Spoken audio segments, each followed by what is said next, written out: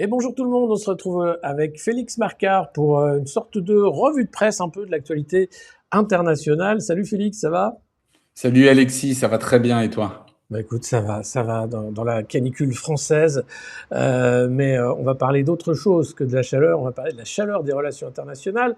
On va aujourd'hui revenir un peu sur les dossiers qui étaient au cœur du G7 de Macron, et on va parler de ce G7 à Évian qui n'a rien apporté finalement au schmilblick, mais surtout Gaza, hein, voir où on en est aujourd'hui, l'Iran, les négociations, est-ce que c'est la paix, est-ce que c'est la guerre, est-ce qu'Ormuz est ouvert, est-ce qu'il est fermé, est-ce que c'est Schrödinger, et puis évidemment les remous dans l'administration américaine que cela a provoqué, et la démission post-G7 de Keir Starmer, le buddy d'Emmanuel Macron et de Friedrich Merz dans la guerre en Ukraine et dans les 400 coups mondialistes.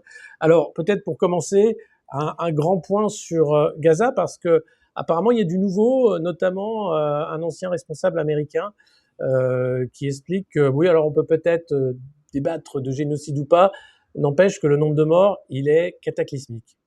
Cataclysmique, en effet. Donc là, on est je pense que c'est vraiment l'occasion de faire un point, en fait, sur la couverture médiatique de ce génocide qui est en cours maintenant depuis près de 3 ans.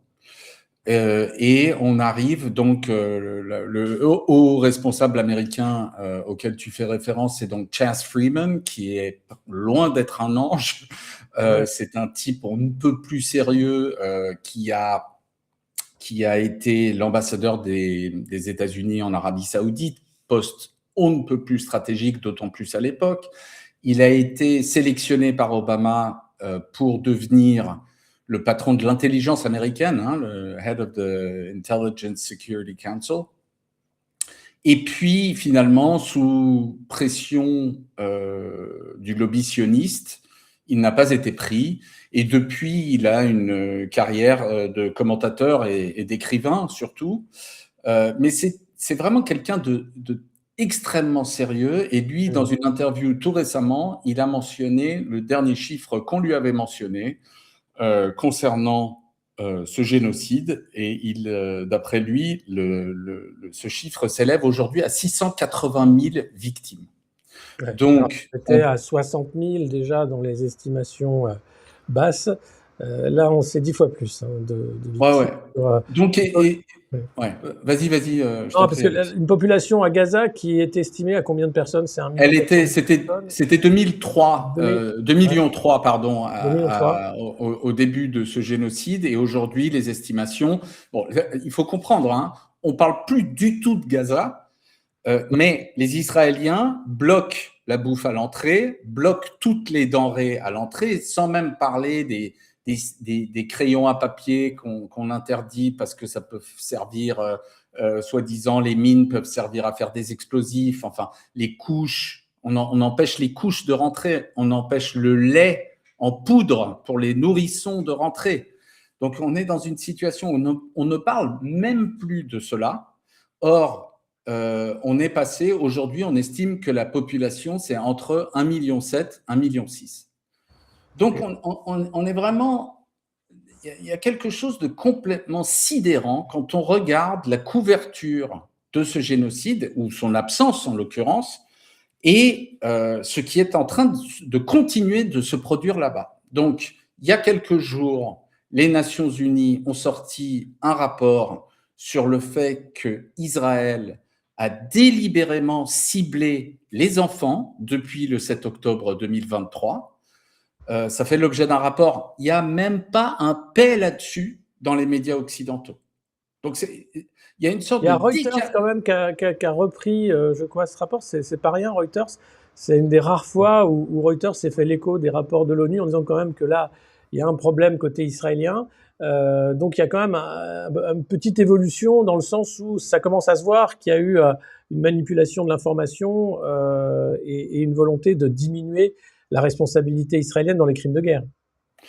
Alors, je dirais, de temps en temps, il y a une petite soupape, ici ou là, qui va mentionner un rapport. Mais on est d'accord, Alexis, normalement, un rapport comme ça, je veux dire, le monde s'arrête de tourner. On fait stop. Il y a des gens qui sont nos alliés, auquel on fournit des armes, auquel on fournit une couverture diplomatique qui ne s'arrête jamais, qui n'a apparemment aucune limite. Et ces gens sont en train délibérément d'assassiner des enfants. Alors, n'importe qui a un compte Twitter peut voir que c'est en train de se dérouler. Mais le fait qu'il y ait un média, une agence de presse ou une autre qui mentionne ici ou là un de ces rapports. Alors, et ouais. Quand même, il y a du fait que Reuters l'a cité, France Info l'a repris, Le Monde l'a repris, ça commence un peu à bouger, hein, France 24, ça commence un peu quand même à bouger. Alors évidemment, c'est pas le cas d'autres médias, mais au moins on voit que c'est pas la une, mais c'est repris quand même. Bon, c'est pas. Mais en fait, le problème de la propagande aujourd'hui, c'est que quand un truc comme ça n'est pas la une, en Oui, fait, ça fait partie de la propagande. C'est-à-dire que ça passe, c'est un peu le syndrome du canard enchaîné. Ça sort, on fait Oui. ah, tiens, et puis ensuite, quand quelqu'un d'autre vous dit, ben, faudrait peut-être faire un énorme dossier là-dessus, on vous dit ah ouais, non, mais c'est déjà sorti en page 14 de tel ou tel canard. Donc en fait, il y a vraiment un effet pervers qui semble en fait s'accentuer. L'autre jour, j'étais très frappé de voir Omer Bartov, spécialiste du génocide, prof à Brown University aux États-Unis, qui fait tous les plateaux de télé, de radio, etc., du monde occidental, parce que les médias occidentaux trouvent que c'est phénoménal d'avoir un type qui est israélien, qui a servi dans l'IDF, il faut quand même le mentionner, comme tout Israélien sert dans l'IDF, et qui, au début de ce génocide, refusait de l'appeler un génocide. Et donc, du coup, on accorde à sa parole un poids extraordinaire, puisque maintenant, il dit, écoutez, je suis spécialiste de génocide, quand j'en vois un, je le reconnais, c'est un génocide. Et moi, je suis content que ça se passe. Je veux dire, j'ai aucun problème avec Omer Bartov. Je pense que c'est un intellectuel et un professeur extrêmement sérieux. Et je me félicite qu'il prenne ses positions, qu'il s'exprime là-dessus, etc. Mais il faut quand même voir, il y a quelque chose qui relève il y a un racisme tellement profond dans le fait d'attribuer autant d'importance à la parole d'un Israélien qui reconnaît l'évidence à laquelle nous alerte le peuple palestinien et le peuple en fait du monde entier depuis des années, et de dire ah ça y est, on peut dire génocide, mais en fait on est en train de complètement rater le nerf de la guerre, en l'occurrence. On est en train de rater le fait que nous sommes complices d'un génocide. Ce génocide n'est pas perpétré par les Israéliens, il est perpétré par nous, il est perpétré par l'Occident, il est perpétré par tous ceux qui ne parlent pas de ce qui se passe au quotidien à Gaza, en Cisjordanie, etc. Et tous les jours, il y a un rapport, une histoire, un truc, mais qui est complètement sidérant. Par exemple, il y a un avocat israélien qui vient voilà, donc ça c'est Omer Bartov. Les États-Unis auraient pu empêcher le génocide à Gaza, mais quelque part, l'Europe aussi. Je veux dire, et c'est pas. Moi, je pense qu'il faut arrêter de dire qu'on aurait pu empêcher le génocide. C'est notre génocide. Enfin, il est sur notre conscience, ce génocide. C'est l'Occident, hein, clairement, qui a couvert, minimisé et autorisé, en fait, hein, avec Absolument. un deux poids, deux mesures qui était très visible et qui a laissé, sous prétexte de la défense après l'attaque du 7 octobre. Et les rares voix qui ont dénoncé le génocide étaient traitées d'antisémites, de complotistes, de ce que vous voulez, mais encore une fois, n'avaient pas voix au chapitre, comme d'habitude. Et puis, les journaux de référence ont joué un rôle majeur également dans ce génocide, parce que le New York Times, par exemple, en décembre 2023, alors même que l'opinion internationale, l'opinion mondiale est en train vraiment de se retourner contre Israël, en voyant ce que Israël est en train de faire, et le New York Times sort un papier de couve sur le fait que le Hamas, comme on dit là-bas, utilise a utilisé de manière systémique le viol comme arme de guerre le 7 octobre, sans prouver un seul viol. Et tous les témoignages qui sont mentionnés dans cet article sont du pipeau. Même la famille de l'une des victimes a été très choquée d'être mentionnée dans l'article, puisque elle était convaincue, cette famille, que leur fille était morte sans avoir possiblement pu être violée. Donc, et je veux dire, cet article a suscité, il y a des profs de journalisme de tous les États-Unis qui ont écrit une lettre, une cinquantaine d'entre eux, voire plus, pour dire c'est éthiquement, journalistiquement, ce papier est un scandale. L'émission de radio du New York Times qui diffuse en fait les gros sujets chaque jour, je me rappelle plus du nom de l'émission, mais on s'en fout.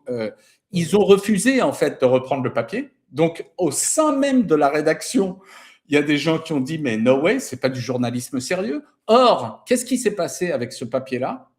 Eh bien, vous voyez comme il y a la théorie du ruissellement dans l'économie. Les gens vous disent ne taxez pas les riches parce que si les riches sont très riches, tout le monde va grailler. Et en fait, vous savez, on sait bien ce qui se passe. Quand vous taxez pas les riches, ils deviennent plus riches et tout le monde crève la bouche ouverte. Et avec les médias, il y a une autre théorie du ruissellement, c'est qu'il y a des médias de référence. Aux États-Unis, c'est le New York Times, le Washington Post, qui est devenu une parodie de ce qu'ils étaient auparavant. Terrible. Le Monde, c'est pareil en France. Et tous ces canards, voilà. Le Monde, il regarde le New York Times en chien de fusil. Et si le New York Times dit oui, on y va sur ce papier-là, le Monde suit. Et c'est pareil dans la presse allemande et c'est pareil dans le monde entier, en fait. Ouais, mais d'ailleurs, le Washington Post, c'est assez terrible parce que ils en sont à un niveau, on dirait Conspiracy Watch en France, c'est-à-dire que quand Tulsi Gabbard, avant de quitter le renseignement américain, sort l'affaire des biolabs et des mensonges sous serment de Fauci pendant le Covid, plutôt que de parler de ces révélations qu'on attendait, qu'on connaissait d'une certaine façon, mais qui ont une confirmation officielle, le Washington Post sort un papier de caractère assassination en disant que Tulsi Gabbard obéissait à un leader de secte et racontait n'importe quoi. Enfin, c'est lamentable. Évidemment, que font les médias français de merde? Ils reprennent le papier du Washington Post et ne reprennent pas, bien sûr, l'affaire des biolabs ni l'affaire de Fauci. Donc, il y a vraiment un système, il faut comprendre. Ça fonctionne. Malheureusement, ça fonctionne. Dans cette presse mensongère, ça fonctionne.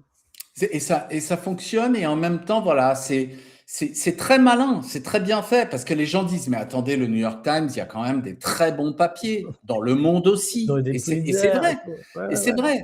Mais sauf que, en fait, à quoi servent ces bons papiers? Ils servent à faire en sorte que sur les affaires de politique étrangère, sur les affaires de soutien à Israël, sur les affaires de guerre en Ukraine, on peut dire n'importe quoi. Il y a un avocat israélien qui vient de s'exprimer, et il raconte texto, ça fait maintenant 2 ans et demi qu'on parle. Vous voyez, c'est le corollaire de cette histoire complètement bidon de viol systémique le 7 octobre de la part des Gazaouis. Il y a une réalité qui est, alors pour le coup, prouvée à 150 000%. On a des exemples plus que par dizaines aujourd'hui, par centaines, de détenus palestiniens qui ont été violés, notamment et par des hommes, et par des matraques, et par des chiens. C'est une pratique régulière. Et il y a un avocat israélien qui vient de raconter, en revenant, que ses clients l'implorent de ne plus leur rendre visite, parce que lorsqu'il leur rend visite, lorsqu'une visite est programmée, ils se font violer. Donc, ça encore une fois, normalement, on s'arrête tous, et puis le soutien à Israël s'arrête. C'est tout, c'est fini. Vous vous comportez comme ça. Or, voilà, c'est tout l'inverse. C'est circuler, il n'y a rien à voir. On continue de soutenir cet État génocidaire. Et pendant ce temps-là, il faut bien comprendre un truc. Moi je veux partager avec nos abonnés et voilà, tous ceux qui nous regardent. Le tribunal de Gaza arrive. La question, c'est pas si il arrive, c'est quand il va arriver. Et Dieu sait que moi, j'aimerais qu'il démarre son travail demain. Mais bon, il va falloir attendre plus longtemps. Mais ce tribunal arrive. Et quand il fera son taf, ce tribunal, eh bien, tout comme à Nuremberg, il y a eu non seulement des nazis qui ont été jugés, mais il y a eu également des gens qui ne faisaient pas partie de l'appareil d'État, qui tenaient des médias. Donc, par exemple, très connu est le cas de Julius Streicher, qui avait un canard qui s'appelait, un journal qui s'appelait Der Stürmer, Stürmer, et ce type a été jugé à Nuremberg. Et après le génocide au Rwanda, la radio Mille Collines, qui appelait, qui envoyait les gens se faire des Hutus à la machette, ou des Tutsis à la machette. Ce tribunal, les responsables de cette radio ont été jugés au tribunal d'Arusha. Eh bien, il y aura des médias qui seront jugés au tribunal de Gaza. Et bien entendu, il y a un monde entre le fait d'appeler à des violences et le fait d'escamoter la réalité d'un génocide. Je ne suis pas en train de dire que c'est la même chose. Mais par contre, on ne peut pas faire comme si ce qui était en train d'arriver chaque jour, y compris de gens qui semblent penser qu'ils sont en train de faire une faveur aux Palestiniens en parlant de la réalité génocidaire de l'État d'Israël. Il faut qu'ils arrêtent de penser qu'ils sont en train de faire une faveur aux Palestiniens. Parce que la manière dont ils traitent le truc, c'est-à-dire en disant « Ah tiens, il y a un Israélien qui veut bien dire que c'est un génocide, donc c'est un scoop ». Par contre, tous les autres trucs dont on vient de parler, notamment cet avocat, etc., et les meurtres qui ont lieu tous les jours et les viols qui ont tous les jours dont on ne parle pas parce que c'est des Palestiniens qui les rapportent, ça s'appelle du racisme. Ça s'appelle de la déshumanisation. Et il faut comprendre que c'est d'abord une horreur et qu'on n'est pas, on est du mauvais côté de la barrière aujourd'hui en Occident, y compris dans tous ces médias. Ah, c'est sûr, parce que c'est un peu l'Occident qui dit que avec ces mesures, elle va isoler la Russie qui fait des crimes de guerre, etc. Mais sur Israël, l'Occident est extrêmement isolé, puisque le reste du monde regarde ça de façon pas écœurée, mais juste en se disant bon ben voilà, les donneurs de leçons d'hier ne peuvent plus donner la leçon aujourd'hui. C'est un peu la fin du magistère moral de l'Occident. Cette fois-ci, je pense qu'il y a vraiment une fin de cycle. Et d'ailleurs, Trump l'a compris. Il veut quitter l'ONU, il veut créer son truc, l'Alliance pour la paix. Alors ça avait été lancé avec des Village People, je sais, enfin c'était n'importe quoi. Encore une fois, ça en est où ça, l'Alliance pour la paix? Visiblement, c'était vraiment le truc pour dire on n'écoute plus l'ONU parce que ils ne suivent plus l'Occident dans rien. C'est trop dangereux pour nous, donc créons une instance. Ouais, avant de parler, en effet, la mascarade du Conseil pour la paix, on va en parler dans 2 secondes, mais si tu permets, je vais juste revenir 2 secondes sur cette question encore une fois, de l'effritement qui est devenu un effondrement total de la crédibilité, de la légitimité européenne, et donc d'un continent qui n'est plus une superpuissance économique, qui n'est plus une superpuissance militaire, en dépit de ce qu'essaye de faire l'Allemagne notamment et Macron et d'autres, qui s'est constitué, qui s'est érigé depuis la Deuxième Guerre mondiale, comme tu l'as dit, comme une sorte de puissance morale, et qui est complètement décrédibilisée aujourd'hui. Parce qu'en fait, comme on a reçu récemment ensemble Hans-Georg Müller et d'autres, en fait, les Européens n'arrivent pas à avoir une conversation lucide sur Israël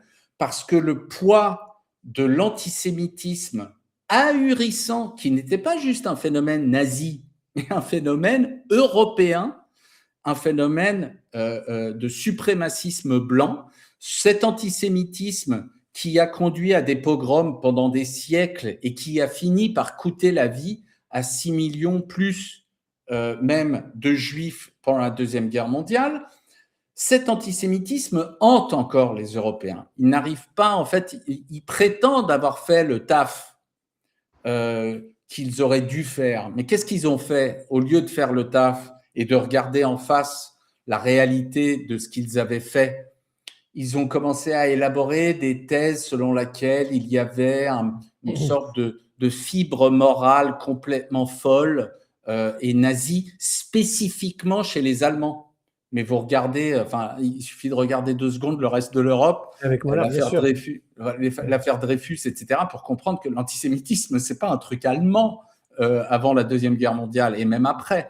Donc, bref, il y a cette sorte de faillite qui est, en fait, il y a un pacte faustien, en fait, qui a été signé entre Israël d'une part, les sionistes, qui, on l'oublie trop souvent en Europe, les sionistes ont joué un rôle absolument horrible dans l'Holocauste. Il y a les gens qui ont, par exemple, ceux qui ont travaillé avec Eichmann pour éliminer en quelques mois la population juive hongroise en 1945, c'est le patron du sionisme local. Donc, il y a eu collaboration entre les nazis et les sionistes, parce qu'en fait, les sionistes, quelque part, en fait, les nazis, ça leur permettait de récupérer tous les juifs qui leur ont donné la capacité à démarrer leur État. Donc, et ça, on n'a pas le droit d'en parler, mais c'est la réalité. Il y a un livre absolument génial de Tony Greenstein qui s'appelle le sionisme pendant l'Holocauste, qui décrit en détail. Il y a un autre livre d'un certain Lenny Bronner qui n'est pas un livre, c'est juste les documents publiés page après page qui montrent le rapport entre les sionistes et les nazis. Et c'est horrifiant. Et donc, au lendemain de la Deuxième Guerre mondiale, il y a ce pacte faustien où, en gros, bon, les premiers représentants de ça, encore plus que les Français, c'est les Allemands. Donc, tu as Adenauer qui signe un pacte avec Ben Gourion, où en gros, c'est écoute, toi, tu dis que c'est les nazis qui sont méchants, mais les Allemands sont des gens très bien. Okay, on n'est pas pareil, voilà, et on s'est débarrassé des nazis avec Nuremberg, ils n'existent plus. Et toi, en échange, voilà ce qu'on va faire, c'est qu'on va rendre le fait de soutenir de manière absolument inconditionnelle l'État d'Israël, on va en faire notre raison d'État, Staatsräson. Et pour te dire la puissance de ce pacte, c'est qu'il perdure. C'est-à-dire qu'aujourd'hui, Angela Merkel, il y a quelques années, elle l'a répété, Scholz l'a répété, je ne sais pas si Merz l'a répété, mais en gros, de toute façon, qu'il l'ait répété ou non, dans la politique de l'Allemagne vis-à-vis d'Israël, ça reste. Et alors, les Français, c'est un peu différent, tu vois. Les Français, c'est bon. Alors, nous, on n'était pas les nazis. Donc, en gros, on va pas trop parler de Vichy. Je te rappelle, moi, j'étais très frappé quand j'étais à la fac aux États-Unis. Le spécialiste mondial de Vichy, c'était pas un Français. Non. C'était un mec dans ma fac aux States, Robert Paxton. Et moi, j'arrivais pas à me l'expliquer. Bah, maintenant, j'ai compris. En fait, en France aussi, on veut pas vraiment parler de ça. Non, sur la collaboration, on veut pas parler non plus de la couleur des collaborateurs, dont certains étaient issus du Parti socialiste, enfin de l'époque, SFIO, communistes, etc. Il y avait vraiment de tout, donc c'est un non-dit et puis surtout une belle réécriture de l'histoire pour se rassurer sur un grand pays de résistants, alors que les résistants étaient très peu nombreux, sauf les résistants de la dernière heure. Ouais, et comme on l'a dit… D'ailleurs, on voit cette récupération mémorielle là, de Macron avec la panthéonisation de Marc Bloch, qui a posé d'ailleurs du souci à la famille. Il y a eu un débat interne parce qu'ils ont dit on ne veut pas que Macron récupère cette mémoire-là. Et hier, il a réussi quand même à faire tout un hommage de façon curée, comme il adore faire, sans jamais rappeler que Marc Bloch était engagé à gauche et était un antifasciste. Voilà. C'était vraiment le minimum. Et on a zappé le fait que pendant la Deuxième Guerre mondiale, en France, les pelotons d'exécution, c'est des gendarmes français qui tirent. C'est pas des Allemands, c'est pas des nazis, c'est pas la SS. Encore une fois, c'est la gendarmerie. Donc, on est dedans, on a fabriqué, on a été partie prenante du nazisme. Et tu as comment dire, Ce qui rend le truc encore plus compliqué pour comprendre la relation entre la France et Israël, c'est bien sûr l'Algérie française. Parce que là, en fait, qu'est-ce que c'est l'Algérie française? Comme je le répète souvent, l'Algérie française, c'était un Israël où les Palestiniens ont gagné. C'est-à-dire qu'ils ont fini par se lever, s'armer, lutter, et ils ont foutu dehors les Français. Et quand Sharon vient au début, je crois que c'est 2004 ou 2006, il vient en France, il est Premier ministre, il joue, tu sais, il dit voilà, nous on va se retirer de Gaza comme si c'était pour les Gazaouis. Donc il impose aux tarés, aux colons complètement givrés qui sont installés à Gaza, il leur impose de se retirer. Ça fait un grand scandale. On se dit, les gens présentent soudain Sharon comme une sorte mais vraiment comme, faut se rendre compte, c'est Martin Luther King à l'époque, la manière dont on le décrit, quoi. Bon, bref. Et le mec vient à Paris, il donne une interview à l'Obs. Et là, il dit, bah, nous, c'est comme vous avec l'Algérie, sauf que nous, on partira pas. Donc, en fait, la France n'arrive pas à avoir une conversation sereine sur Israël, et tu te retrouves avec cette situation complètement grotesque et cette sorte d'abîme moral dans lequel on ne cesse de s'enfoncer. Sans compter que l'Algérie, comme l'Iran, ne reconnaît pas l'existence de l'État d'Israël. Ça fait partie de ces deux pays qui sont tout à fait contre le sionisme de manière radicale, ce qui donne en plus un peu plus de sel aux relations franco-algériennes aussi. Oui, mais et de manière assez curieuse et à mon avis terrible. Moi, je suis très fan de l'Algérie en général. Et malheureusement, ils ont signé la résolution de l'ONU donnant naissance à ce Conseil de la paix. Donc, bon, je ne sais pas d'où c'est sorti, je ne me l'explique pas. Je pense qu'il y a eu. Il y avait sans doute l'envie de faire plaisir à Trump aussi dans un jeu de posture. Oui. Non, très clairement. Et puis peut-être aussi un peu d'une influence russe. Quoi qu'il en soit, ils ont signé cette résolution infamante qui a donné naissance au Conseil pour la paix. Alors, ce Conseil pour la paix, c'est une mascarade absolue. C'est-à-dire que ce truc, en gros, a servi, à mon avis, à une chose avant tout, c'est en fait à permettre aux États occidentaux d'arrêter le carnage en live, la phase en fait industrielle du génocide qui a eu lieu entre octobre 2023 et fin 2025. Donc le but du jeu, pourquoi est-ce que ce massacre en temps réel sur tous nos écrans industriels était devenu problématique? Parce qu'en fait, ce massacre, il montrait aux peuples européens, aux peuples occidentaux, qu'ils ne vivent pas dans des démocraties. Parce que les gens, ils sont pas cons. Ils sont tous d'accord. En fait, les gens, ils se regardent 2 secondes et ils font « Vous êtes pour l'assassinat de Bambin ?» Bah non, en fait, il y a personne qui est pour ça. Personne. Ouais. Et c'est ça qui est fascinant, c'est que tout d'un coup, les gouvernements européens et les Américains se sont dit, en fait, là, on est en porte-à-faux parce que pour la première fois, on est à poil. Et ça revient à, tu sais, ce qu'on disait l'autre jour, c'est pas une crise de la démocratie que nous traversons, c'est une crise de la propagande. C'est-à-dire que tout d'un coup, on voit que le roi est à poil. On voit que en fait, ce qu'on nous dit sur la manière dont fonctionnent nos pays est une blague. Mensonge, mais surtout, enfin, moi là, ce que je vois, c'est que les globalistes sont très conscients qu'ils ont perdu le récit. Plus personne ne les croit. Leur politique est arrivée à terme sur la paupérisation de la classe moyenne, sur le fédéralisme qui va détruire les États, sur la guerre aussi, l'objectif de confrontation avec la Russie sur le territoire européen. Tout ça, évidemment, ils n'arrivent plus à le cacher. Les gens ne sont absolument pas d'accord. Les peuples ne veulent pas la guerre, ne veulent pas devenir plus pauvres, ne veulent pas envoyer leurs enfants à la mort.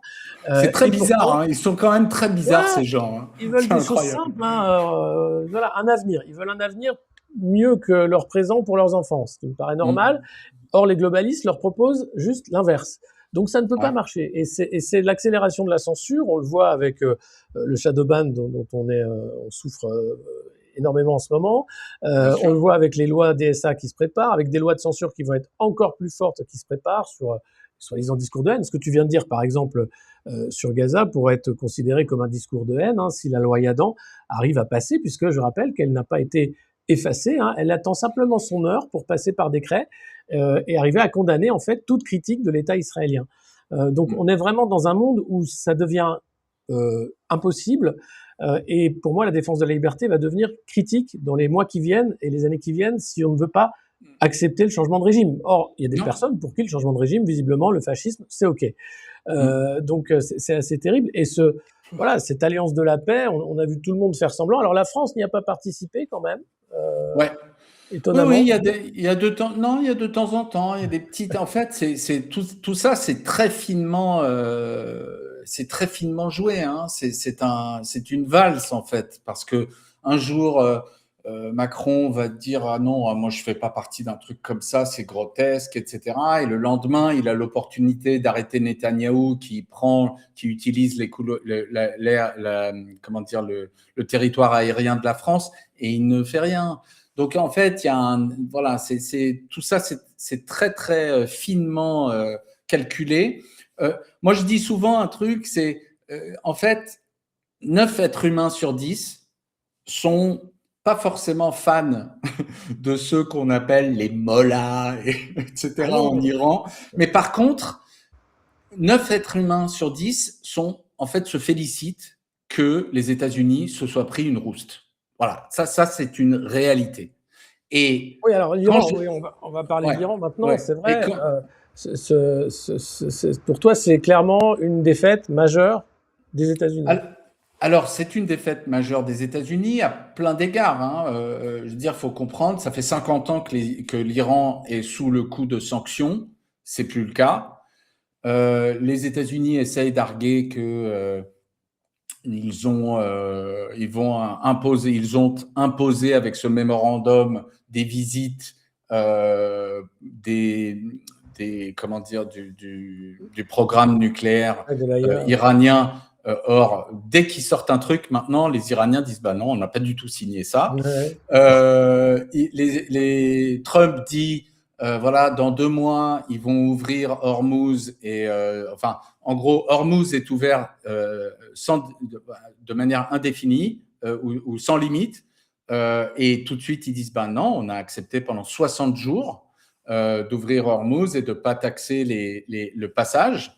Mais il y aura, on va négocier avec Oman et on va trouver un moyen de ponctionner des revenus par navires qui passent, ce que la Turquie pratique, ce que le Danemark pratique. Bref, il y a une législation, une juridiction qui tient debout sur le plan du droit international. Mais pour revenir à cette question de 9 sur 10, pourquoi je dis ça? Parce qu'en fait, les seuls qui sont propagandisés dans le monde sur Israël, c'est l'Occident. C'est-à-dire qu'ils ont autre chose à foutre, les Chinois, que d'inventer toute la journée des raisons pourquoi, en fait, Israël ne se comporte pas de manière génocidaire. Ils ont autre chose à foutre, les Russes. Et les Russes, ils ont un rapport très particulier à Israël, puisqu'il y a une population, une part significative de la population israélienne qui est en fait, qui est russe. Donc, ils ont un rapport un peu particulier, mais si tu veux, quand tu regardes l'Occident, ça pèse une petite part de la population mondiale, et cette petite part, il y a les peuples, donc la majorité des gens dans tous nos pays qui voient bien que c'est un génocide, qui savent instinctivement, c'est marrant comment ils sont faits, les gens, ils savent que buter des enfants à coups de bombes de 2000 tonnes, c'est très bizarre, ils aiment pas ça, les gens, ils trouvent ça pas OK.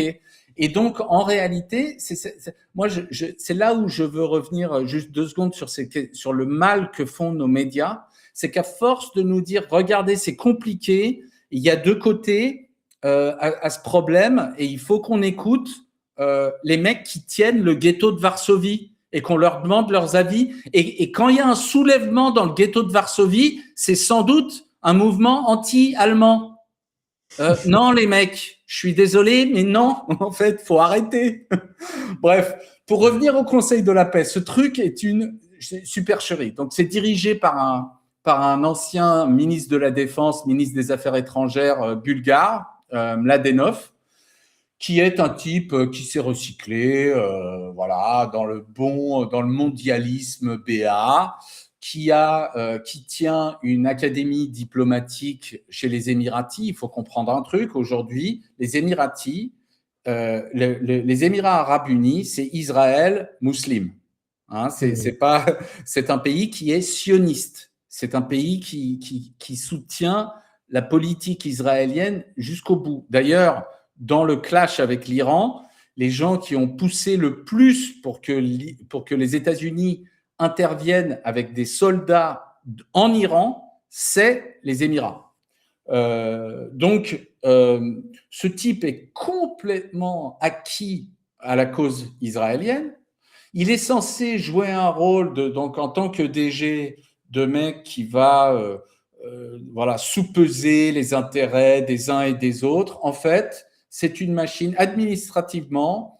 On a maintenant des documents qui sont sortis. DropSite News les a révélés hier, qui montrent qu'en réalité, le Conseil pour la paix est une machine à imposer de manière administrative ce que le génocide, enfin la phase industrielle du génocide, hein, parce qu'encore une fois, il ne faut pas se laisser avoir, le génocide ne date pas du 7 octobre.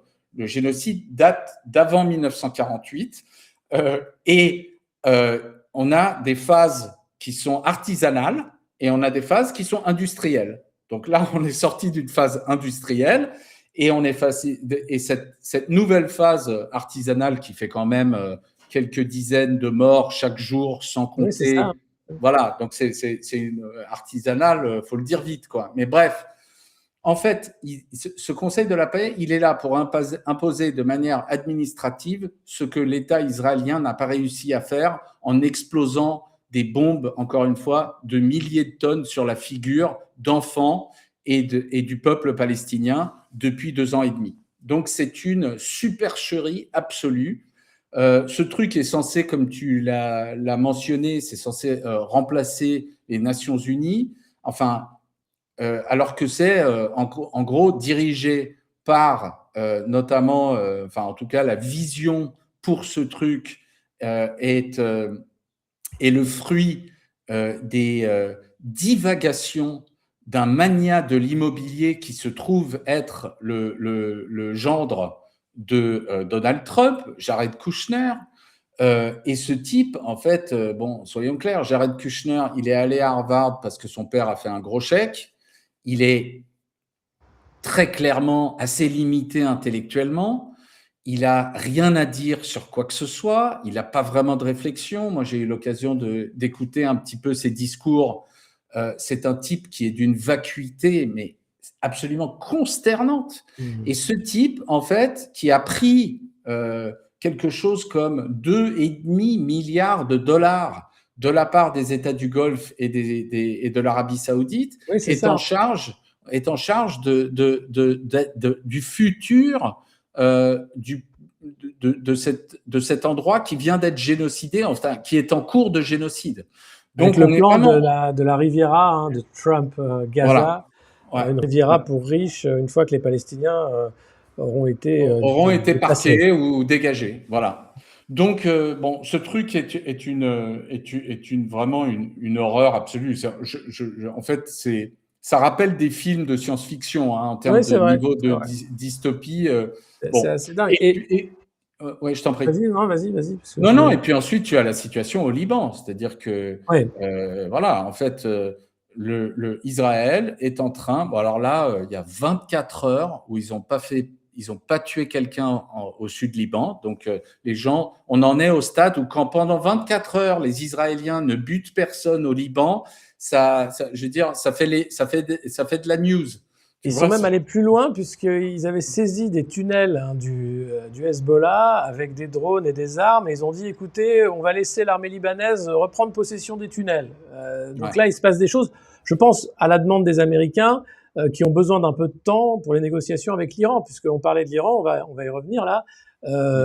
Cette défaite doit être maquillée en victoire pour Trump, notamment pour les midterms, et on voit bien que les 60 jours qui s'ouvrent sur les négociations risquent d'être raccourcis en fait, parce que je vois pas comment là aujourd'hui les négociations pourraient bien se passer.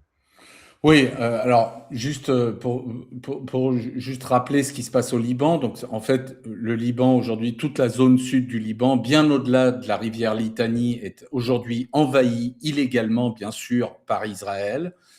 Tu as quand même des phénomènes médiatiques qui défient l'imagination. Tu as cet ancien premier ministre.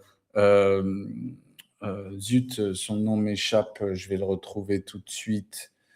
Bref, on s'en fout. Cet ancien Premier ministre israélien qui revient du sud Liban, où il était avec les troupes, et il se plaint du fait qu'on leur a demandé à ces troupes alors qu'ils sont en terrain ennemi, ils ont envahi un pays, et il se plaint qu'ils ne puissent pas tirer sur les gens du Hezbollah qui de loin les observent avec des jumelles qui sont dans leur pays, quoi. Bon, bref. Pas vraiment. Le Hezbollah a un peu fait le coucou au Liban avec l'aide de l'Iran. C'est un peu plus compliqué, mais ouais. Oui, mais en fait, le Hezbollah, c'est quand même des Libanais. Hein. On peut dire ce qu'on veut sur le Hezbollah. C'est un mouvement de libération qui a été fondé, faut le rappeler, il a été fondé en 2006 quand les Israéliens ont envahi le sud du pays. Absolument. Encore une fois, c'est action et action, et c'est toujours la même chose. Hein. Donc, des guerres de territoire. Ouais. Donc, pour en revenir à l'Iran, donc ce qui se passe depuis, on a eu cette scène assez incroyable à Versailles avec ce coup de théâtre, Trump qui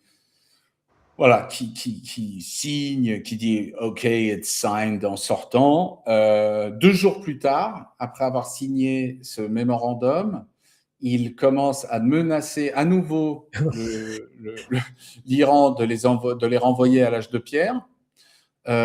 Il a un allié dans la région, indéfectible depuis très longtemps, les États-Unis et Trump, c'est Oman. Il dit on va les anéantir aussi, les Omanais.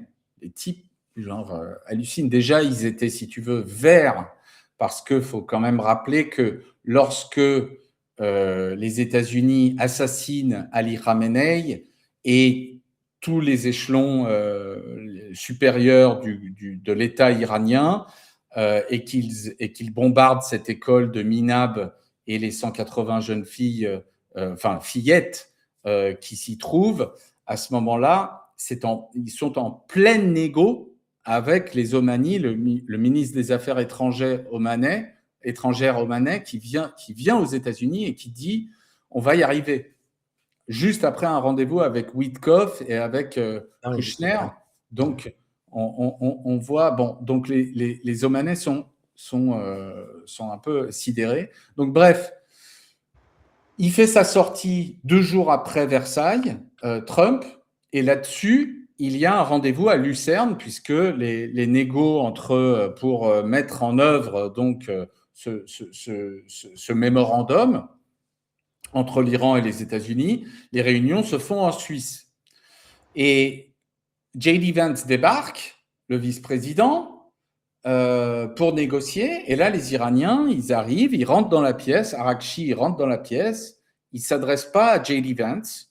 Il s'adresse aux Pakistanais et aux Qataris, je crois, qui sont là, qui jouent les médiateurs. Et il leur dit, en fait, nous, on ne va pas commencer des négos avec des gens qui nous remenacent de nous renvoyer à l'âge de pierre. Et il sort, il tourne son dos, il ne dit pas un mot à J.D. Vance et il sort. Et c'est là qu'on mesure la déconfiture des États-Unis et le changement de braquet total du rôle de l'Iran dans, quelque part, l'inconscient planétaire. C'est-à-dire que, encore une fois... Mais je pense que les États-Unis ont fait la pub du régime des Mollahs comme jamais.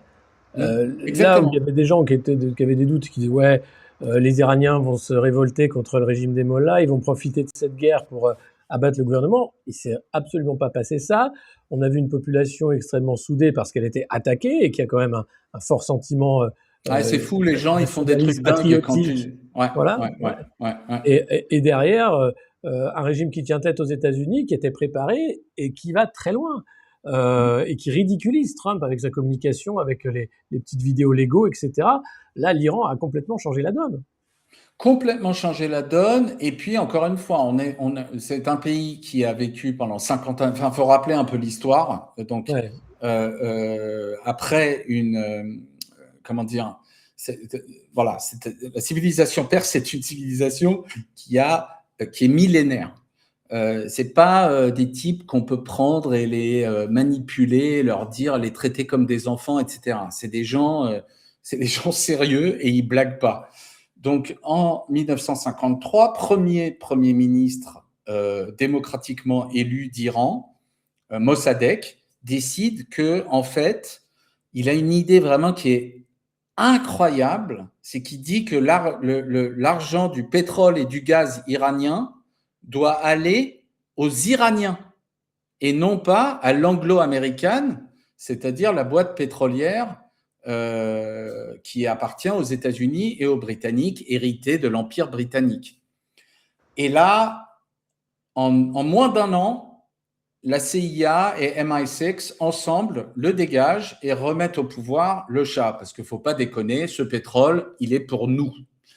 Comme Nous, les d'habitude, hein, Américains il et s'est les Britanniques. passé la même chose avec Thomas Sankara. Là, c'est les Français qui étaient à la manœuvre. Ouais. Lumumba au Sénégal, là, c'était les Belges, avec toujours les Américains, hein, évidemment. Au Congo. Au Congo, pardon. Non, Et je il t'en y prie. avait Également Kadhafi en Libye. C'était les Français qui étaient les factotums d'Hillary Clinton à l'époque et de la CIA là aussi pour virer Kadhafi, qui voulait tenir tête au dollar, encore une fois. Enfin, on se rend compte que Saddam Hussein aussi était un très méchant dictateur, puisqu'il tenait tête aux États-Unis et qu'il avait lui aussi voulu garder le pétrole pour les Irakiens. C'est toujours la même chose. Et on est Oui, en oui. 2026 et c'est encore la même chose. Sauf que Ouais, cette ouais. fois-ci, les Iraniens, ils ont fait un gros fuck.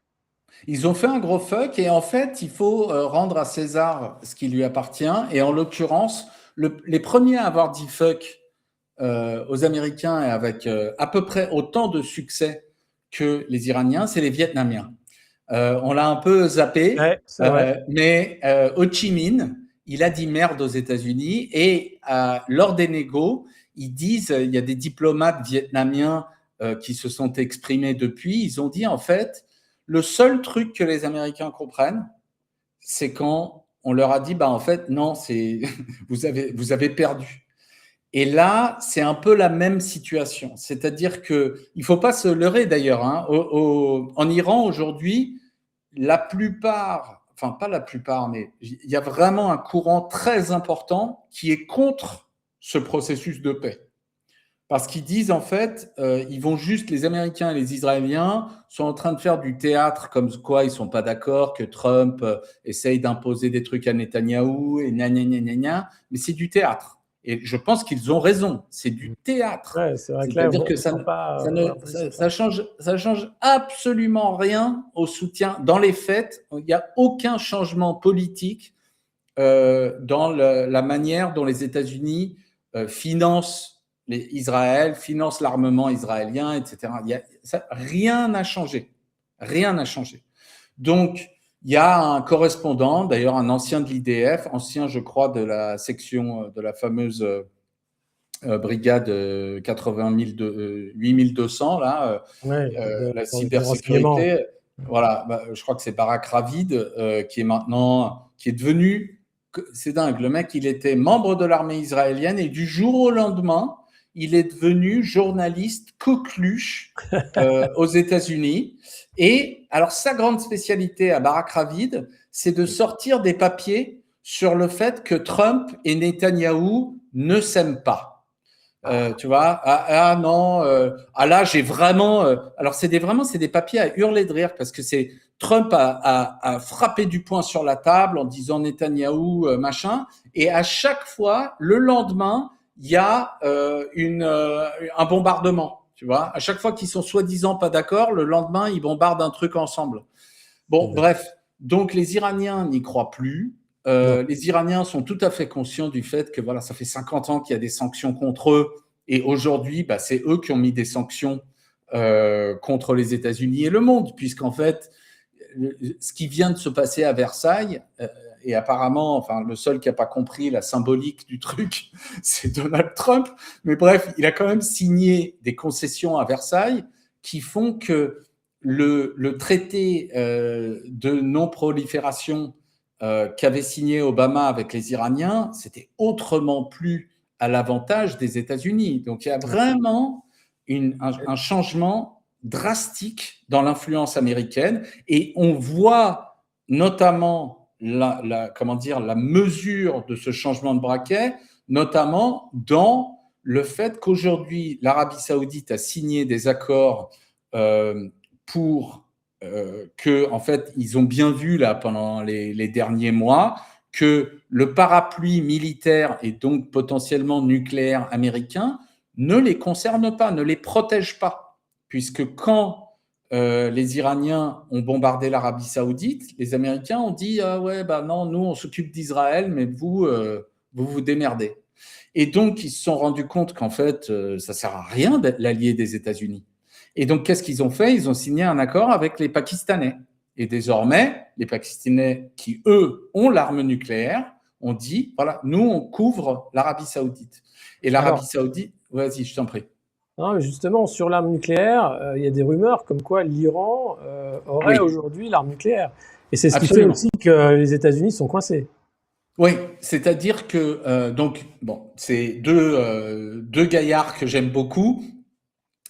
D'une part, Larry Johnson, qui est un type, il sort vraiment d'une série, il sort de Magnum, la série de l'époque. Il a toujours des chemises hawaïennes. C'est un ancien de la CIA. Je ne sais pas si on peut vraiment être un ancien de la CIA, mais lui, il a l'air d'être honnête. Voilà, on est toujours de la CIA, mais bref, en tout cas, lui, il a encore des rapports forcément avec l'agence, mais il est aussi très grande gueule.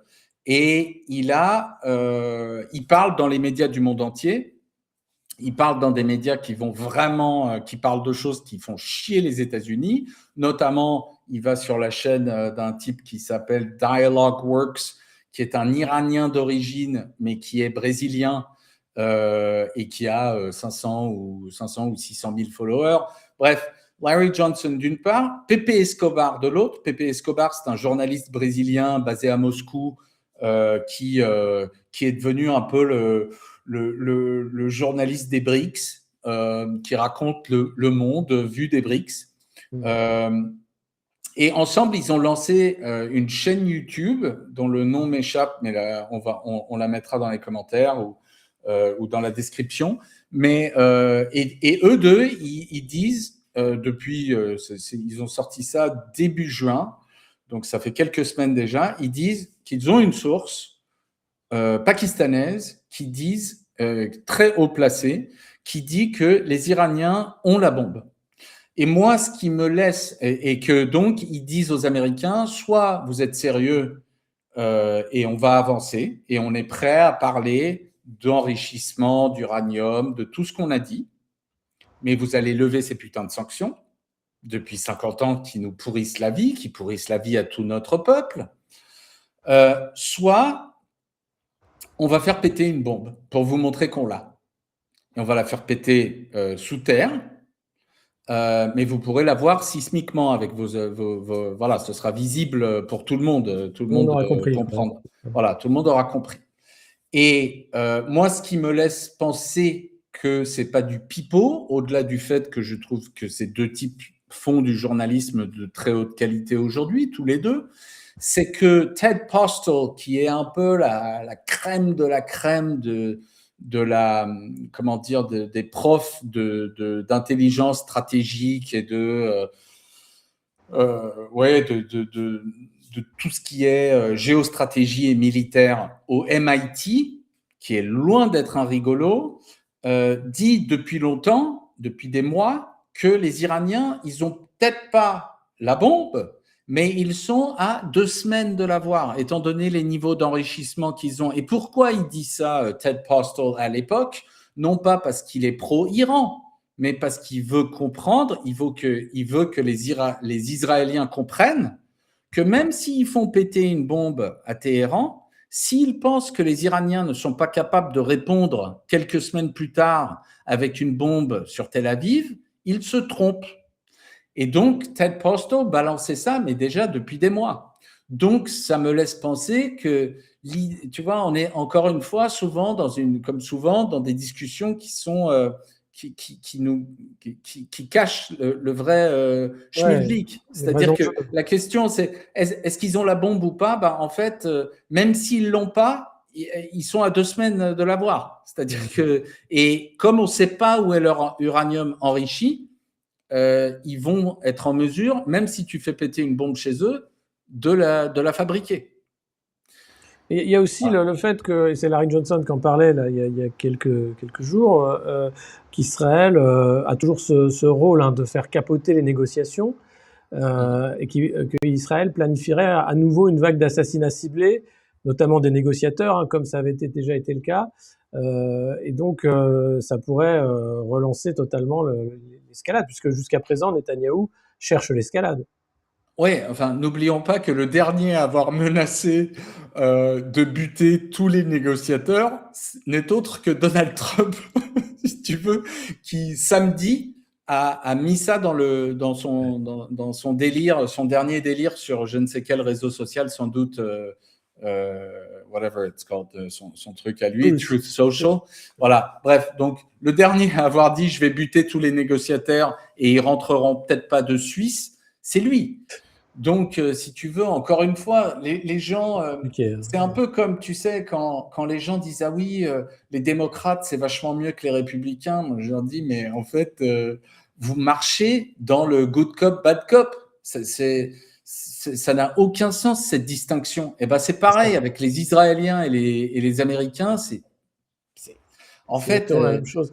en fait, comment dire, les Israéliens, c'est le pitbull des États-Unis qui leur permet de faire ce qu'ils veulent au Moyen-Orient. Ouais, c'est clairement ça. C'est l'embedded United voilà, States. et c'est pour ça qu'il ne faut pas donner de crédit aux discussions en interne aux États-Unis sur, tu sais, en ce moment, il y a J.D. Vance qui est dans une sorte de campagne pour se distancier de Trump, tu vois, parce qu'en fait, comme il veut se présenter en 2028, il veut pouvoir dire, regardez, moi, j'étais pas d'accord avec eux, donc il a fait cette interview où il dit, Israël, qu'est-ce que vous allez faire si on vous abandonne? Vous êtes 9 millions, vous allez faire quoi? Vous allez tuer tout le monde au Moyen-Orient jusqu'à la fin des temps? Et moi, quand il dit ça, je me réjouis d'avoir un haut dignitaire américain qui a enfin dit un truc comme ça. Mais en même temps, je me rappelle par ailleurs du fait que J.D. Vance, son principal sponsor aux États-Unis, politique, financier, c'est Peter Thiel, c'est Palantir.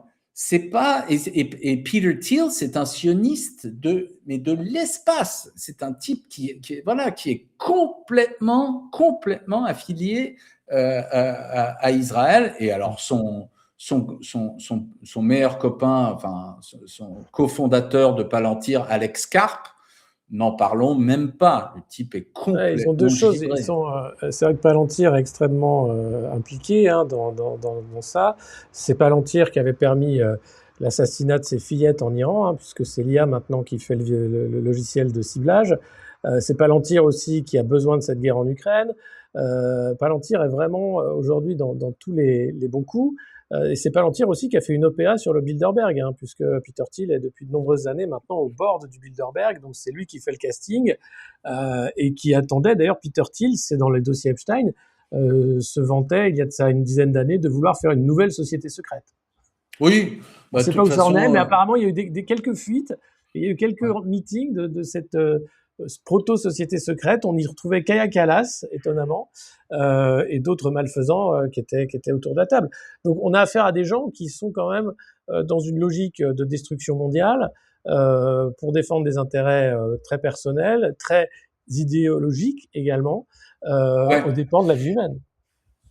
Mais moi, ce qui me frappe quand je regarde tous ces mecs, je lisais l'autre jour le Manifeste Palantir, qui est un document très dystopien sur, ça s'appelle La République technologique, mais c'est vraiment un document vraiment, enfin, c'est digne d'un méchant dans un James Bond, Oui, mais dans un voilà, même dans un dessin animé, c'est dans Inspecteur Gadget plus que James Bond.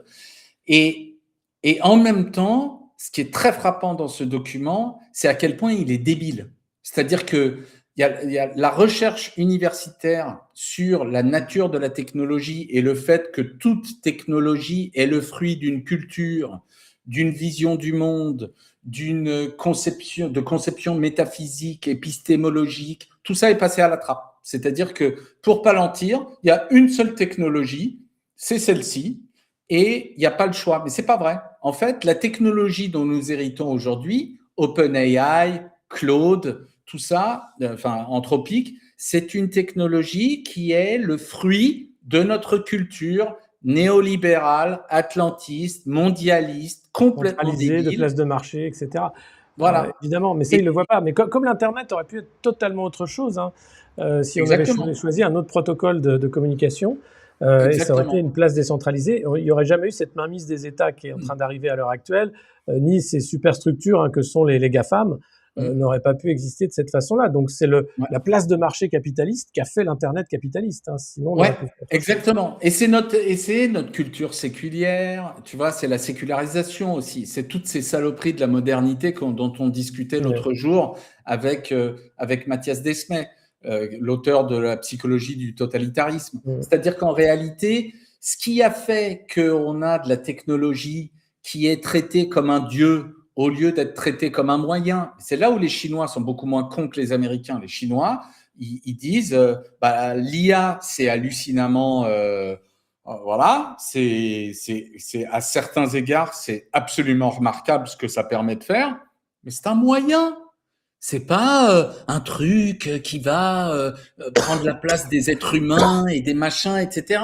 Et j'en parlais il y a quelques jours avec une physicienne, Inès Safi, qui me disait, enfin, en fait, l'expression intelligence artificielle, elle est débile. Ouais. C'est Ah oui. l'idée qu'une intelligence peut être digne de ce nom sans qu'il y ait conscience, et donc éthique, et donc culture. En fait, c'est une vue de l'esprit. C'est vraiment une civilisation Alors ouais. malade qui Non, on parle de produit modèle de cette langage, expression. on parle de Voilà, probabilité, on parle de modèle mathématique, on ne parle pas d'intelligence, évidemment. exactement. Et donc, si tu veux, moi, ce qui me frappe quand j'entends parler de la dernière société secrète de Peter Thiel et du fait que dedans, il y a Kaya Kalas, c'est en fait, je trouve ça hyper rassurant. Parce Ouais, qu'en fait, moi tu aussi, vois, c'est ce que je me en suis fait, dit. c'est des teubés, ces gens, quoi. C'est pas, c'est vachement moins flippant que, bien sûr que je suis pas du tout en train de réduire la toxicité de Palantir, la toxicité du discours de son PDG, le danger que représente cette boîte. Mais je trouve qu'il est important qu'on se rende compte que moi, c'est souvent ce qui me venait à l'esprit quand j'allais à Davos. Peter Thiel, je l'ai rencontré. Elon Musk, je l'ai rencontré. D'ailleurs, je ne l'ai pas rencontré, Elon Musk, mais on a correspondu. Et moi, j'ai très bien vu que Peter Thiel, c'est pas un mec très sophistiqué intellectuellement, mais vraiment, vraiment pas. Non, non, Euh, alors, et, sa ouais. société secrète s'appelle Dialogue, et ça a été donc sorti par Maya Sun-Creameau, qui est allé voir la liste. Donc il y a 200 personnes environ dans cette. Alors pour lui, c'est un think tank, encore une fois, un club de réflexion ultra select, etc.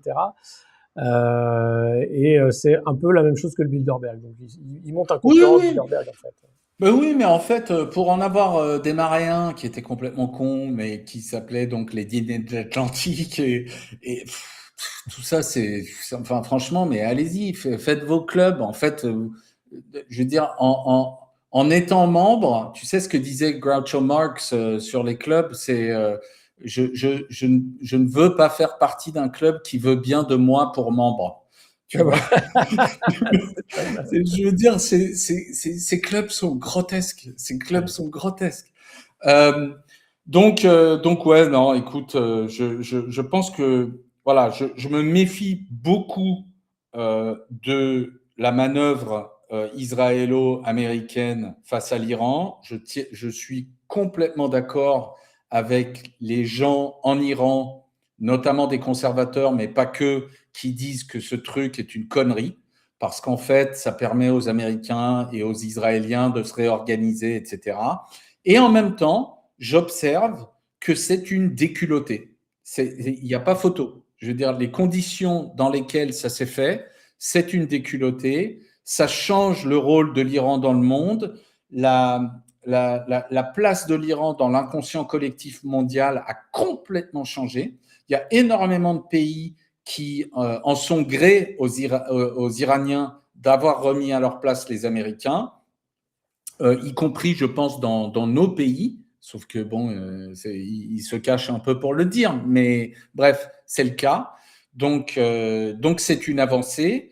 Maintenant, bon, il faut pas se leurrer. Je veux dire, comme tu l'as dit, Netanyahou, il n'a pas vraiment le choix aujourd'hui. S'il veut pas finir en prison, faut qu'il continue de foutre la merde partout, y compris au Liban, y compris en Iran, en assassinant des gens. Il n'a pas fini. Je veux dire, Il est pas très fini. loin d'avoir fini. Alors, il y en a un qui a fini, en revanche, on est enfin débarrassé de cette saucisse de boue, Ouais. et ça fait un bien fou. C'est Keir Starmer, le Premier ministre britannique, poussé à la démission par son propre camp, hein, le Labour, après des défaites nombreuses électorales, et puis le fait que plus de 90% de la société anglaise veut le voir partir et ne le supporte pas. C'est un peu un Macron anglais en pire. Lui, il fait partie de la trilatérale, hein, ça change un peu de Davos, et il va être remplacé visiblement par le maire du Grand Manchester, qui lui est un ancien de Davos en l'occurrence. Starmer, il a été lui aussi un sioniste hardcore, mais son remplaçant, bah, ça va pas changer grand-chose, j'ai l'impression, si on l'écoute. Non, non, en fait, c'est tellement triste ce qui arrive aux États-Unis, ce qui arrive aux Britanniques depuis quelques années. C'est-à-dire, bon, sur le papier, Brexit, ça aurait pu être un truc super chouette, sauf qu'ils ont donné les clés du Brexit aux Boris pires Johnson. débiles mentaux et en plus à des gens en fait qui étaient des ultra réacs complètement à côté de leur pompe, qui voulaient aller faire de la chasse au renard équestre, de la chasse à courre, qui voulaient interdire les caravanes, qui étaient vraiment souvent très très racistes, qui avaient des fantasmes sur l'Empire britannique à n'en plus finir. Donc, résultat des courses, le Brexit s'avère être une cata dans les faits pour les Britanniques, avec une Alors, perte de... pas pour la place financière de Londres, hein, qui garde Ah sa non, place, non, mais ah il n'y a pas non, eu ah du bah gratin non, là hein. du tout. Hein. Ouais, ouais. Non, non, pour eux, tout est bon. Mais alors pour le peuple britannique, c'est une cata absolue qui se déroule outre-Manche, avec une perte de... On a du mal à se rendre compte du niveau de paupérisation qui agit outre-Manche. C'est vraiment... quand tu vois, moi je connais bien les Anglais, j'ai vécu là-bas, un de mes meilleurs amis est britannique, donc je vais souvent là-bas depuis très longtemps, et puis comme je viens d'où je viens, comme tu sais, j'ai beaucoup glandé avec des aristos britanniques, etc. Et comment dire, la, la, la, l'amplitude entre les gens vraiment qui ont de l'argent outre-Manche et ceux qui n'ont rien, ça ressemble beaucoup plus en fait aux États-Unis qu'à la France, tu Oui, oui. vois. C'est-à-dire les écarts. C'est une société de classe déjà, hein, c'est une monarchie, Ouais, et c'est une vraie société de classe. Et d'ailleurs, Nigel Farage, le leader ouais, de UKIP et maintenant Reform UK, lui, il se la joue justement man of the people. ouais. Il va au pub, il boit des bières, il est avec tout le monde et il essaye d'être la caisse de résonance du peuple britannique, Mm. même si il a un niveau de vie évidemment de lord anglais.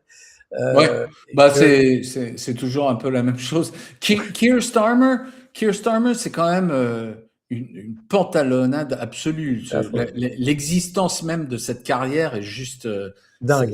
c'est juste Sachant qu'il phénoménal. était calamiteux à la justice en tant qu'avocat général, calamiteux à la tête du Labour, calamiteux à la tête du pays.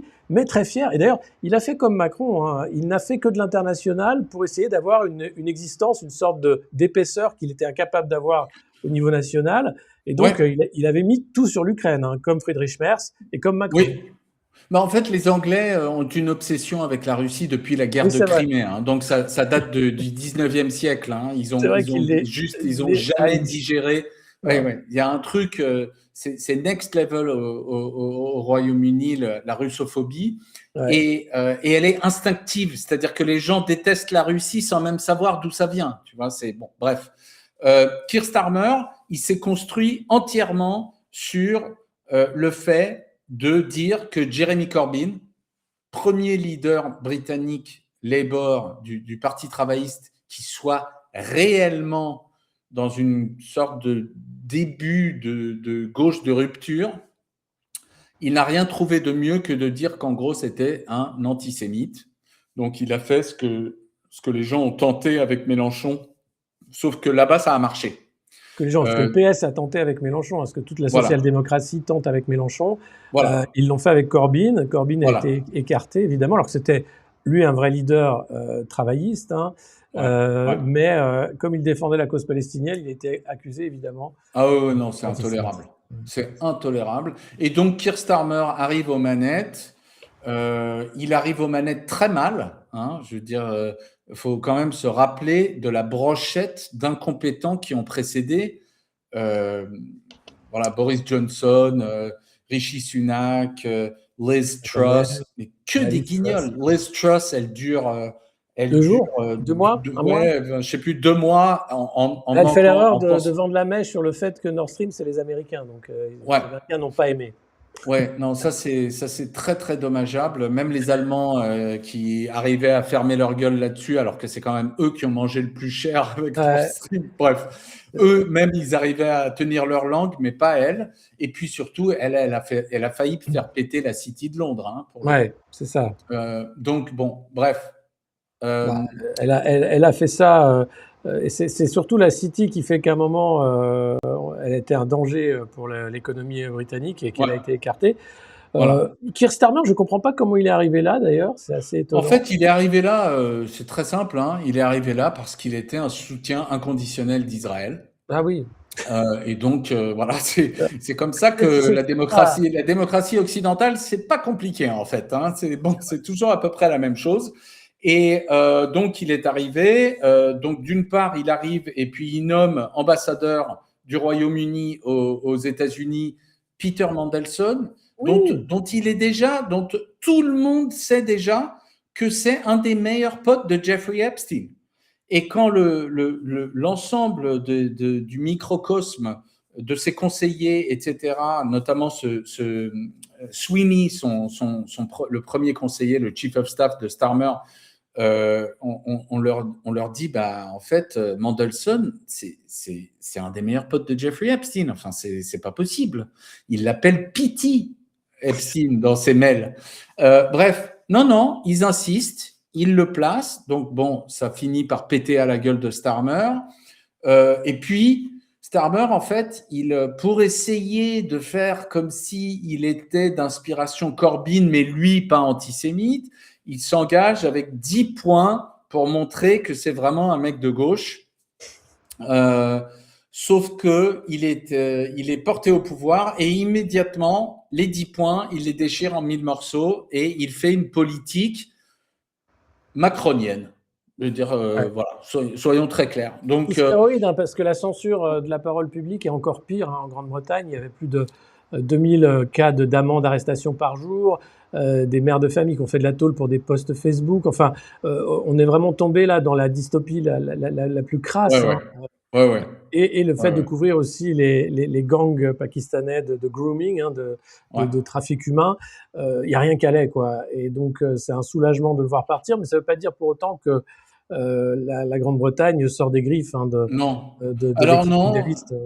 non, puisque le type qu'ils veulent aujourd'hui porter au pouvoir, c'est Andy Burnham, qui est censé être vachement plus à gauche que vachement plus sérieux comme leader travailliste que Keir Starmer, parce que lui, il a commencé à dire qu'il fallait un cessez-le-feu, Ce mec c'est Nelson Mandela. Hein. Il a commencé à dire qu'il fallait un cessez-le-feu en novembre ou en octobre, fin octobre 2023, contrairement à Starmer qui a insisté que non, il fallait que les Israéliens aient le droit de faire de la boucherie jusqu'à bref. Et donc, et ce type, si tu veux, maintenant il y a déjà une vidéo qui circule de lui qui montre que il dit voilà, mon premier voyage en tant que Premier ministre, ce sera en Israël. Voilà, donc tout est dit. On a remplacé truc par bidule. Rien ne change et on se retrouve toujours avec des sionards qui tiennent la boutique. Et c'est en fait la clé du système occidental. Et c'est pour ça que qu'on est dans la situation dans laquelle on est, c'est-à-dire que avec chaque année, avec chaque jour, chaque semaine, chaque mois qui passe, la crédibilité de l'Europe, la crédibilité de l'Occident est en train de se désintégrer complètement. Le reste du monde, les BRICS, nous regardent comme vraiment comme des tarés, puisque voilà, ça fait 500 ans qu'on fout un bordel pas possible dans le monde entier, qu'on asservit les gens, qu'on esclavagise, qu'on tue, qu'on viole, etc., tout en leur disant qu'on les civilise. 1945, les processus, en fait, les Européens veulent un truc quand même cocasse. Ils veulent qu'on arrête les nazis, mais par contre, on garde les colonies. Donc, ça fait un bordel pas possible dans les années qui suivent. Et aujourd'hui, on est encore dans un monde qui baigne en fait dans la colonialité. Et l'Occident refuse de l'admettre, refuse de regarder son passé, refuse d'admettre que ça fait 500 ans qu'en fait on gaslight les peuples du monde entier.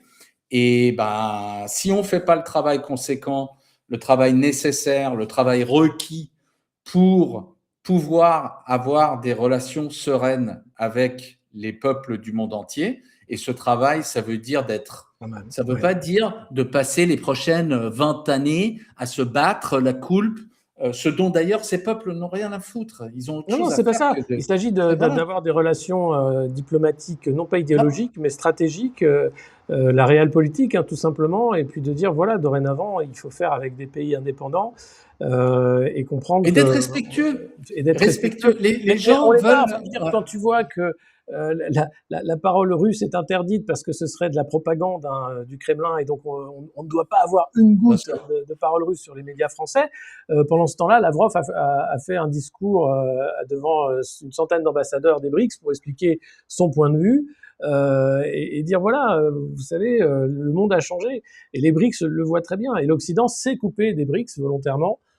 Parce qu'ils savent que il y a pas ça, on n'y a pas notre place d'une certaine façon. Le fait d'avoir ces années de mépris et de vue très hautaine des relations internationales, ça peut plus fonctionner. Ouais. Non, ça peut plus fonctionner. On aura l'occasion d'en reparler. Absolument, absolument. On va faire cet exercice un peu de géopolitique de manière hebdomadaire avec des invités, sans invités, mais c'est quelque chose voilà qui est bien parce que ça permet de prendre le temps sur moins de sujets et puis de parler plus sérieusement. Je rappelle que Félix, tu as une chaîne, c'est Black Elephant. Bien sûr. The Black Elephant Experience. The Black Elephant Experience, pardon. Voilà. Absolument. Et non, c'est un rendez-vous dont je me réjouis par avance de l'avoir chaque semaine avec toi. Avec grand plaisir. Et merci à tous. Alors, n'hésitez pas, bien sûr, vous mettez un pouce, vous mettez un commentaire, vous partagez nos vidéos et puis vous pouvez vous abonner au Monde Moderne et à Black Elephant Experience. C'est important pour les algorithmes, surtout par les temps qui courent. Et je vous dis à demain. Ciao. Merci Félix.